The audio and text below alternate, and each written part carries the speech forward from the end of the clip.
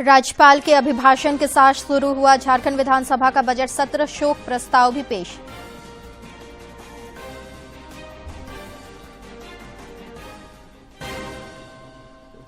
रामगढ़ विधानसभा उपचुनाव के लिए मतदान जारी, मतदान केंद्रों पर मतदाताओं की लंबी कतार। दिन के 11 बजे तक लगभग 32.51% वोटिंग। केंद्रीय शिक्षा राज्य मंत्री अन्नपूर्णा देवी ने कोडरमा में रखी केंद्रीय विद्यालय भवन की आधारशिला, कहा शिक्षा में गुणात्मक सुधार पर सरकार का जोर। और अंडर 17 भारतीय महिला फुटबॉल टीम के राष्ट्रीय कैंप के लिए झारखंड के 1 दर्जन खिलाड़ियों को मिली जगह।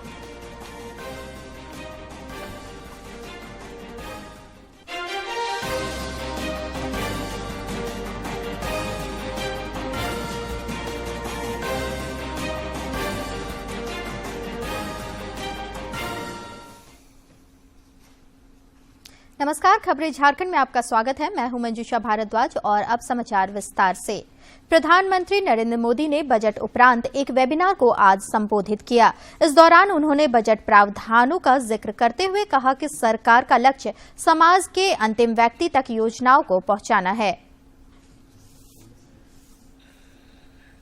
हमारे देश में ये परंपरा रही है कि बजट के बाद बजट के संदर्भ में संसद में चर्चा होती है और ये जरूरी भी है, उपयोगी भी है। लेकिन हमारी सरकार बजट पर चर्चा को एक कदम आगे लेकर गई है। बीते कुछ वर्षों से हमारी सरकार ने बजट बनाने से पहले भी और बजट के बाद भी सभी स्टेक होल्डर से गहन मंथन की नई परंपरा शुरू की है। ये इम्प्लीमेंटेशन के लिहाज से, टाइम बाउंड डिलीवरी के लिहाज से बहुत ही महत्वपूर्ण है। इससे टैक्स पेयर्स मनी की पाई पाई का सही इस्तेमाल भी सुनिश्चित होता है। बीते कुछ दिनों में मैं अलग अलग फील्ड के एक्सपर्ट से बात कर चुका हूं। आज रीचिंग द लास्ट माइल, जो महात्मा गांधी कहते थे ना कि आपकी नीतियां, आपकी योजनाएं आखिरी छोर पर बैठे हुए व्यक्ति तक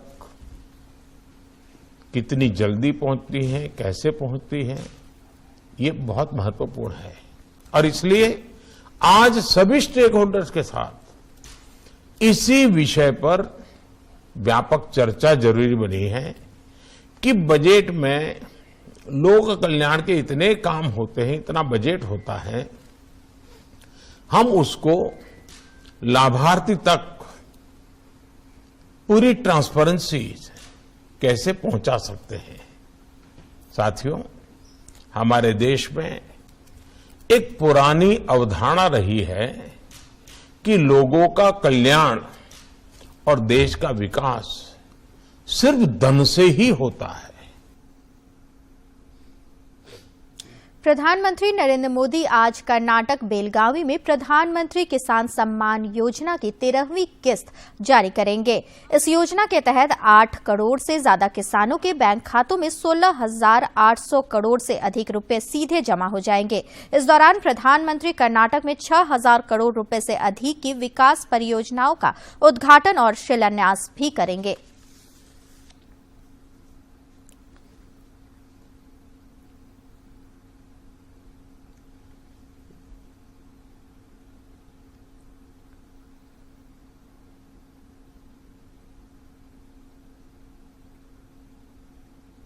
झारखंड विधानसभा का बजट सत्र आज से शुरू हो गया है। पहले दिन सदन में राज्यपाल सीपी राधाकृष्णन के अभिभाषण से शुरू हुआ। इस दौरान उन्होंने सरकार की उपलब्धियों का जिक्र किया। सरकार की ओर से आज अध्यादेश की प्रति सदन में के पटल पर रखी गई। इसके अलावा शोक प्रस्ताव भी पेश किया गया। राज्य के वित्त मंत्री डॉक्टर रामेश्वर उरांव 3 मार्च को वित्तीय वर्ष 2023-24 के लिए बजट पेश करेंगे। Jharkhand Legislative Assembly being held in the land of immortal martyrs like Lord Birsa Munda, Sidhu Kano, Chand Bhairav, Nilambar Pidambar, Thakur Vishwanath Sagdev, Veer Buddha Bhagat, Jatra Tana Bhagat, Tilka Manchi, Telunga Gadia, Sheikh Bihari, Pandey Kanpat Rai. It is indeed my pleasure to address this August House in its first session of the new year 2023. And I hope that in this temple of democracy, all of you will play active role in effectively facing the issues related to the all-round development of Jharkhand. इससे पहले कल देर शाम budget को लेकर मुख्यमंत्री हेमंत सोरेन की अध्यक्षता में सत्तारूढ़ गठबंधन के नेताओं की बैठक हुई। बैठक में सत्र को लेकर रणनीति पर भी चर्चा हुई। बैठक में यह तय किया गया कि सदन में विपक्ष के मुद्दों पर सरकार की ओर से करारा जवाब दिया जाएगा। इस दौरान संसदीय कार्य मंत्री आलमगीर आलम ने कहा कि सरकार की सोच यही है कि विपक्ष शांतिपूर्ण तरीके से सदन चलने में सहयोग करे। इधर सत्र को लेकर आज भाजपा विधायक दल की भी बैठक बुलाई गई है। बैठक में प्रदेश अध्यक्ष दीपक प्रकाश और विधायक दल के नेता बाबूलाल मरांडी भी शामिल होंगे। भाजपा के मुख्य सचेतक बिरंची नारायण ने कहा कि भ्रष्टाचार के मामले में सरकार को यूं ही नहीं छोड़ा जा सकता है। रामगढ़ विधानसभा सीट पर हो रहे उपचुनाव के लिए आज सुबह 7 बजे से वोट डाले जा रहे हैं, जो शाम 5 बजे तक चलेगा। दिन के 11 बजे तक लगभग 32.51% मतदाताओं ने अपने मत का प्रयोग किया। उपचुनाव को लेकर सुरक्षा के पुख्ता इंतजाम किए गए। सुबह से ही मतदान के लिए मतदान केंद्रों पर लोग कतार में लगे हुए हैं। यहां कुल 18 उम्मीदवार चुनावी मैदान में हैं। उपचुनाव में 1,61,000 महिलाओं समेत 3,34,000 से अधिक मतदाता अपने मताधिकार का इस्तेमाल करेंगे। गोला गोलीकांड में सजा होने के बाद कांग्रेस की विधायक ममता देवी की विधायकी रद्द कर दी गई थी, जिसके बाद रामगढ़ में उपचुनाव कराया जा रहा है।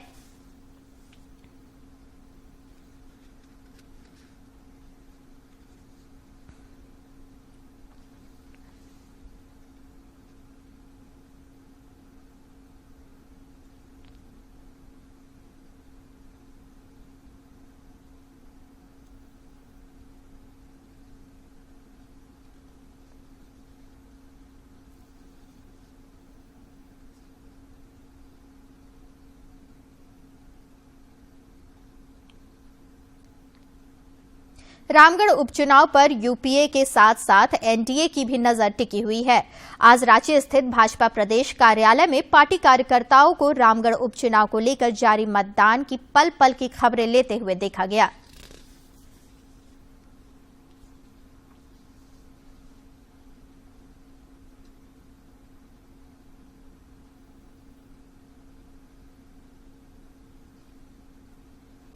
राजधानी रांची में 2 और 3 मार्च को आयोजित होने वाले G20 समिट की तैयारी अंतिम चरण में है। इसे लेकर कई कार्यक्रमों का आयोजन भी हो रहा है। इस सिलसिले में नेहरू युवा केंद्र की ओर से वसुधैव कुटुंबम थीम पर रांची में एक कार्यक्रम आयोजित किया गया। कार्यक्रम में भाजपा के कई वरिष्ठ नेता शामिल हुए।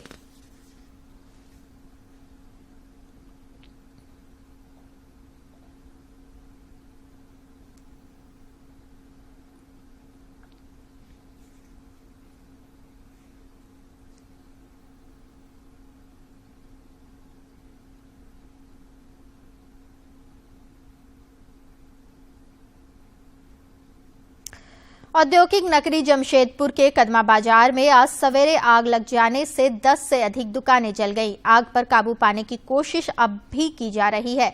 इस अगलगी में दुकानदारों को भारी क्षति हुई है।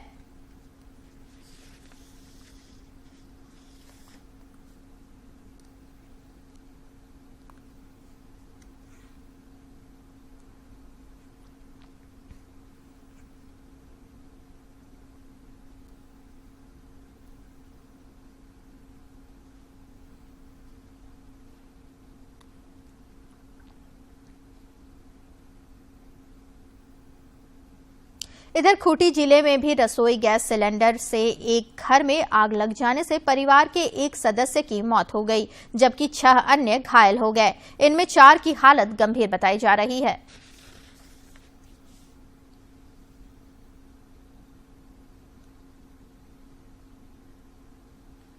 राज्य में शिक्षा के क्षेत्र में आधारभूत ढांचे का निर्माण तेजी से किया जा रहा है। इस सिलसिले में कोडरमा जिले के गुमो में केंद्रीय विद्यालय के लिए भवन निर्माण किया जा रहा है। केंद्रीय शिक्षा राज्य मंत्री अन्नपूर्णा देवी ने कल भूमि पूजन के बाद स्कूल भवन की आधारशिला रखी। कोडरमा जिले के गुमो के डुमरिया टाढ़ में तकरीबन 7 एकड़ भूभाग पर 35 करोड़ रुपए की लागत से बनने वाले केंद्रीय विद्यालय भवन की आधारशिला रखते हुए केंद्रीय शिक्षा राज्य मंत्री अन्नपूर्णा देवी ने कहा कि शिक्षा के क्षेत्र में कोडरमा जिला लगातार आगे बढ़ रहा है। इसके बाद क्रमशः आप देख रहे होंगे धीरे धीरे जो ये यहाँ की जो जमीन थी उसका सदुपयोग हो सके, इसके लिए केंद्रीय विद्यालय का भूमि पूजन, इसके साथ ही साथ फॉरेस्ट विभाग को भी यहाँ पे दिया गया है।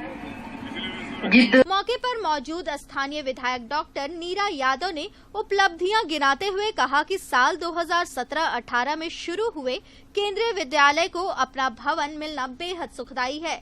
केंद्रीय विद्यालय में गुणवत्तापूर्ण शिक्षा के साथ साथ दूसरी गतिविधियों में भी यहाँ के छात्र छात्राओं को निपुण बनाया जा रहा है। मोहने का काम भी इनके अंदर की प्रतिभा जो दिख रही थी, लग रहा था कि ये समय का ध्यान ही नहीं है, लेकिन ये अच्छे ढंग से आगे बढ़ती है। विद्यालय के भूमि पूजन के मौके पर स्कूली छात्राओं की ओर से आकर्षक सांस्कृतिक कार्यक्रम भी प्रस्तुत किए गए।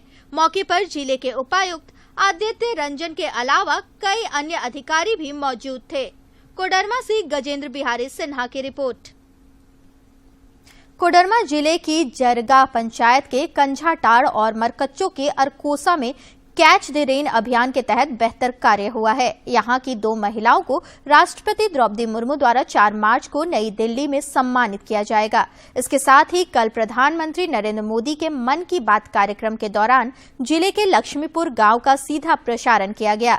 जिले की इन उपलब्धियों पर हमारे समाचार संपादक ने कोडरमा के उपायुक्त आदित्य रंजन से खास बातचीत की।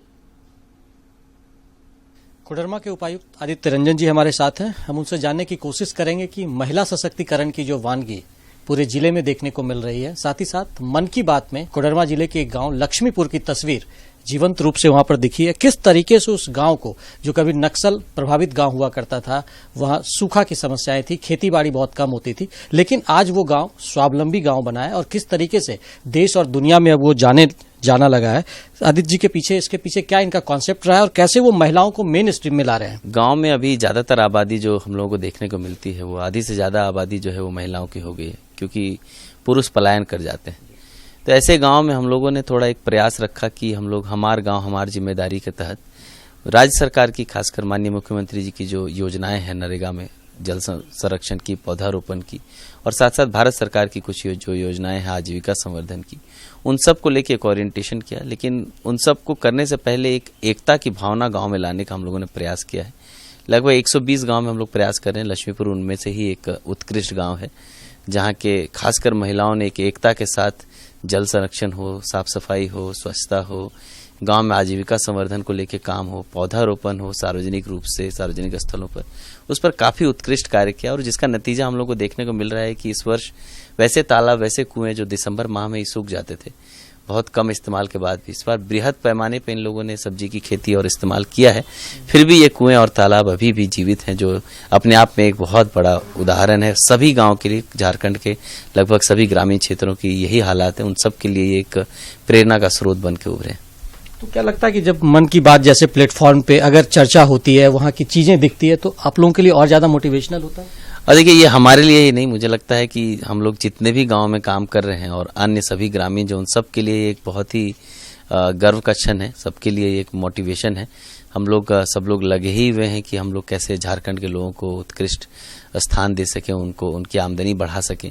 उसमें अगर मन की बात जैसे प्लेटफॉर्म में आए या राज्य सरकार के माननीय मुख्यमंत्री जी की भी नज़र में आए, उनका भी विजिट वहाँ प्लान्ड है, तो हम सब का मनोबल बढ़ता है और ग्रामीण भी जो सामूहिक रूप से जो काम कर रहे हैं उनको भी और भी मोटिवेशन मिलता है और अच्छा ये लोग करने के लिए आगे बढ़ेंगे।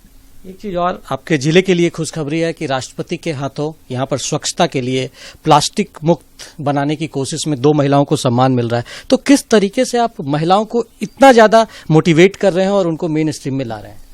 देखिए, अभी महिला दिवस है, उसके उपलक्ष्य पर माननीय राष्ट्रपति महोदया द्वारा जो है कोडरमा की 2 उत्कृष्ट महिलाओं को सम्मान दिया जा रहा है। ये भी उसी स्वावलंबी गांव हमार जिम्मेदारी हमार गांव की कड़ी के गांव हैं कझाटाड़ और अरकोसा। अरकोसा को प्लास्टिक मुक्त गांव और ग्रे वाटर मैनेजमेंट के लिए राष्ट्रपति महोदया द्वारा सम्मान मिल रहा है। वहां भी महिलाओं के ग्रुप ने ही एक शुरुआत रखी थी, रोज रात्रि चौपाल करना, ग्राम सभा करना, ग्राम कोष का गठन करना, अपने पैसे से गांव में जो सामाजिक कार्य है वो करना, साफ सफाई को लेकर जागरूकता करना और उसको प्रतिदिन अपने दैनिक चर्या में लाना। रोज सभी गांव के ग्रामीण पुरुष महिला सभी जितने लोग उपलब्ध हैं, सभी लोग 2 से 4 घंटा रोज गांव में श्रमदान करते हैं, साफ सफाई करते हैं और उससे अरकोसा एक प्रेरणा स्रोत गांव बन गया है और वहीं की एक महिला को राष्ट्रपति सम्मान मिल रहा है। साथ ही साथ कझाटाड़ की एक महिला है, वहां भी वाटर कंजर्वेशन को लेकर बहुत ही उत्कृष्ट कार्य हुआ है।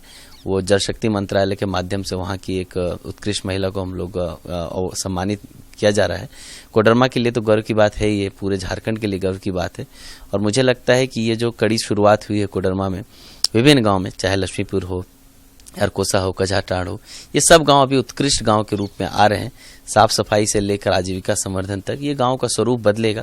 और जो सबसे बड़ी समस्या है जिसके लिए मैंने ये पहल रखी थी कोडरमा में लास्ट ईयर 24 जनवरी को, कि हम लोग पलायन मुक्त गांव का बनाने का प्रयास कर रहे हैं कि ये जो सिर्फ महिलाओं का गांव रह गया है उसमें जो पुरुष वयस्क जो है बाहर जाके 10,000 12,000 की मजदूरी करता है उसको हम लोग वापस लाने का प्रयास करें।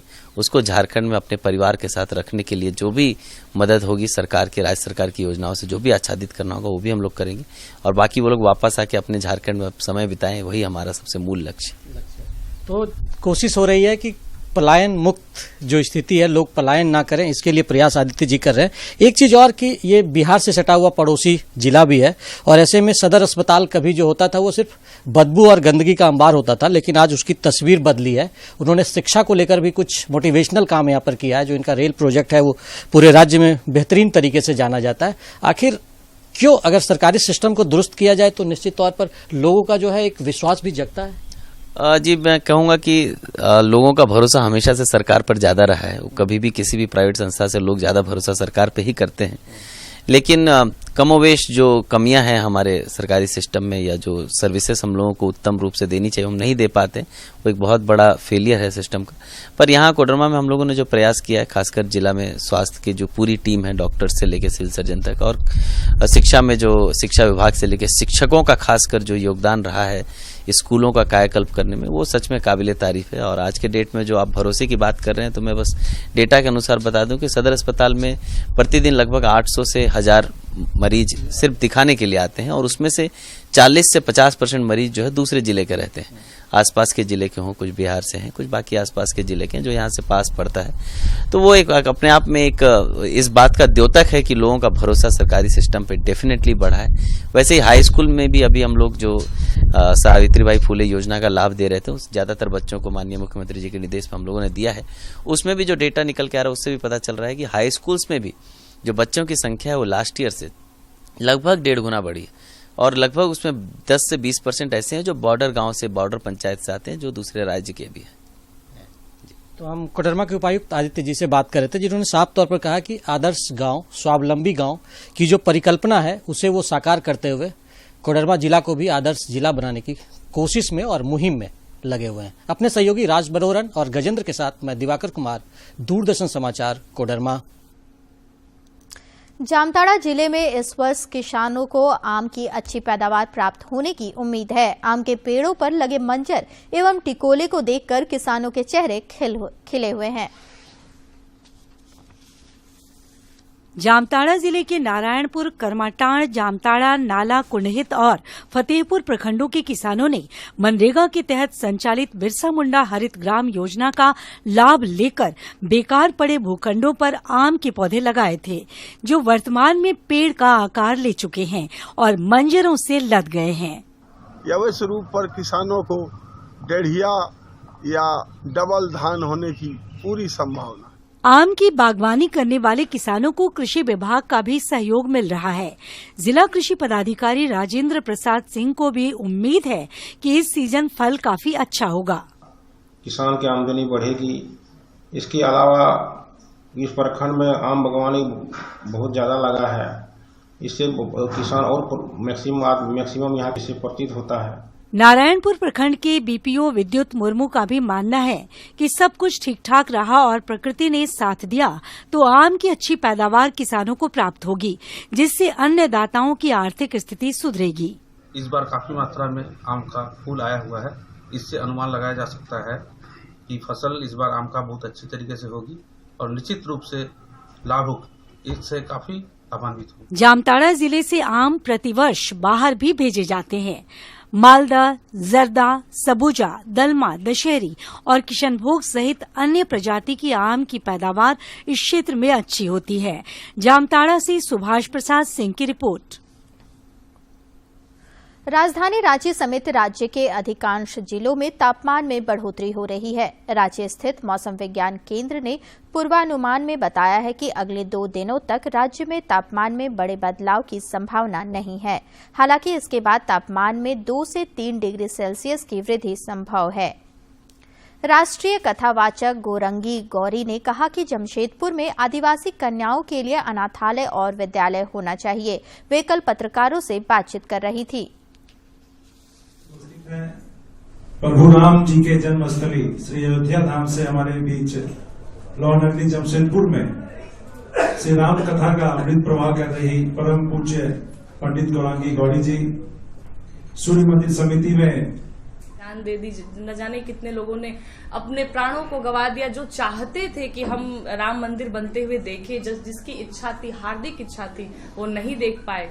तो हम सब तो बड़े भाग्यशाली हैं। हम तो भगवान राम को धन्यवाद करते हैं कि आज हमारे समय में वो राम मंदिर का निर्माण हो रहा है और हम सभी राम मंदिर के निर्माण को बनते हुए देख रहे हैं, देख पाएंगे। वहां जाकर के भगवान का हम दर्शन करेंगे। जो रामलला हमारे एक टेंट में रहा करते थे, एक झोपड़ी में रहा करते थे, आज हमारे रामलला सरकार आकर के अपने महल में विराजमान हो गए। तो इससे बड़े सौभाग्य की बात और क्या हो सकती है। बांग्लादेश में आयोजित होने वाले अंडर 17 सैफ महिला फुटबॉल चैंपियनशिप में भाग लेने वाली भारतीय टीम के लिए राष्ट्रीय कैंप का आयोजन किया जाना है। इस कैंप के लिए झारखंड से 1 दर्जन खिलाड़ियों का चयन किया गया है। औद्योगिक नगरी जमशेदपुर में क्लासिक और वीकेंड कार व बाइक रैली के दूसरे संस्करण का आयोजन किया जा रहा है। आज दूसरे दिन भी इस अद्भुत नजारे को देखने के लिए बड़ी संख्या में स्टील सिटी के नागरिक गोपाल मैदान में जमा हुए।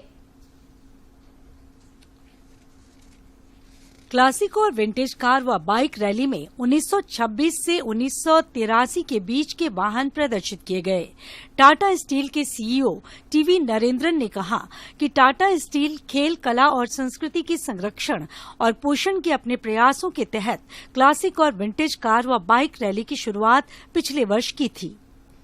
उम्मीद है कि आने वाले दिनों में will keep having more and more entries, क्योंकि इसका तो अभी तो लोगों को पता चल रहा है कि हम लोग का हर साल ये होगा। तो अभी हम देख रहे हैं कि रांची से बाहर से भी लोग आ रहे हैं। उम्मीद है कि कलकत्ता से भी लोग आए हैं, कुछ लोग आएंगे और लोग आएंगे। मौके पर मौजूद रुचि नरेंद्रन ने बताया कि कंपनी और टाटा समूह के संस्थापक जमशेदजी नसरवानजी टाटा की दूरदर्शिता और स्मृति का सम्मान करते हुए 183वें संस्थापक दिवस समारोह के हिस्से के रूप में पिछले साल ये कार्यक्रम शुरू किया गया था। पिछले साल की तुलना में इस साल अधिक वाहन शामिल हुए हैं। फ्लावर शो हो, डॉग शो हो, रैली, मार्च तक हमारा कार्यक्रम चलता रहता है और उसी कार्यक्रम में ऑटोमोबाइल शो भी एक ऐसा ही है, रैली में भाग ले रहे प्रतिभागी भी कार्यक्रम के दौरान काफी उत्साहित दिखे। कुछ खास किस्म की गाड़ियां कार्यक्रम के दौरान आकर्षण का केंद्र रहे। से किसी कबाड़ी वाला से मैंने खरीदा था और इसको फिर रिस्टोर्ड मैंने किया। इस ओरिजिनल कंडीशन में इसको लाने का मैंने कोशिश किया। एक्सेलसियर वेल बाइक है, ये 1942 में डिज़ाइन की गई और बनाई गई थी सेकेंड वर्ल्ड वॉर के लिए। मेड इन इंग्लैंड है कम्प्लीटली। ये फोल्डिंग बाइक है, ये इसका हैंडल फोल्ड होता है, सीट फोल्ड होती है और एक पैराट्रूपर्स के लिए बनाई गई थी ताकि वो हवाई जहाज से लेकर इसे कूद सके पैराशूट की मदद से और बैटलफील्ड पे जा सके। इस वर्ष भाग लेने वाला सबसे पुराना वाहन 1926 का ऑस्टिन 7 कार रहा, जिसे क्लासिक और विंटेज वाहन के शौकीन लोगों के बीच बेबी ऑस्टिन के रूप में भी जाना जाता है। रैली के दूसरे संस्करण में भाग लेने वाला सबसे कम उम्र का वाहन 1983 का फिएट है। रैली में केवल जमशेदपुर के ही नहीं बल्कि रांची, चाईबासा, कोलकाता, बड़ा जामदा और क्योंझर सहित झारखंड, ओडिशा और पश्चिम बंगाल राज्यों के भी वाहन शामिल हुए। जमशेदपुर से राजेश कुमार लालदास की रिपोर्ट। और अब लिए चलते हैं सेहत के सेगमेंट में। है जो मुख्य रूप से ब्रेन स्टेम, रीढ़ की हड्डी और मस्तिष्क के सेरेब्रल कॉर्टेक्स की तंत्रिकाओं को प्रभावित करता है। ये मोटर न्यूरॉन डिजीज कहे जाने वाले बड़े रोग समूह के अंदर आने वाला एक छोटा समूह है। ALS ऐसी बीमारी है जिसमें मरीज के ब्रेन के सेल और जो रीढ़ की हड्डी है उसमें जो स्पाइनल कॉर्ड होता है उसके सेल कमजोर होने शुरू हो जाते हैं। इस कमजोरी के कारण मरीज को बात करने में दिक्कत आती है, जबान लड़खड़ानी शुरू हो सकती है, जो खाना निगलने में, खास करके पानी निगलने में दिक्कत आनी शुरू हो जाती है।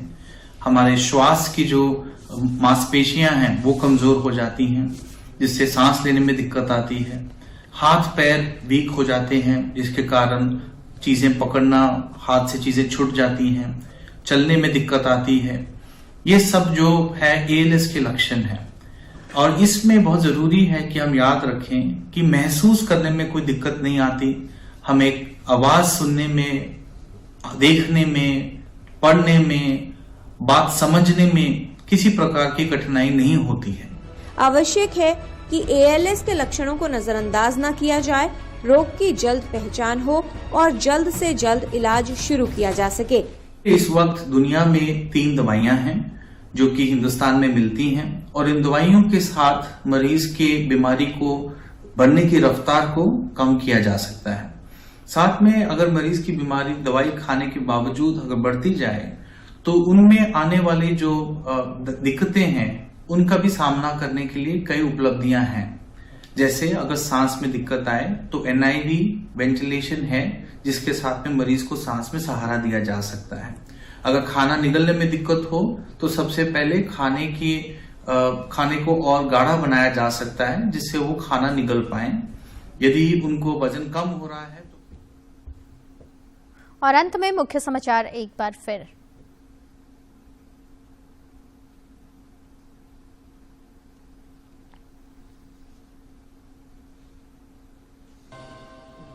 राज्यपाल के अभिभाषण के साथ शुरू हुआ झारखंड विधानसभा का बजट सत्र, शोक प्रस्ताव भी पेश।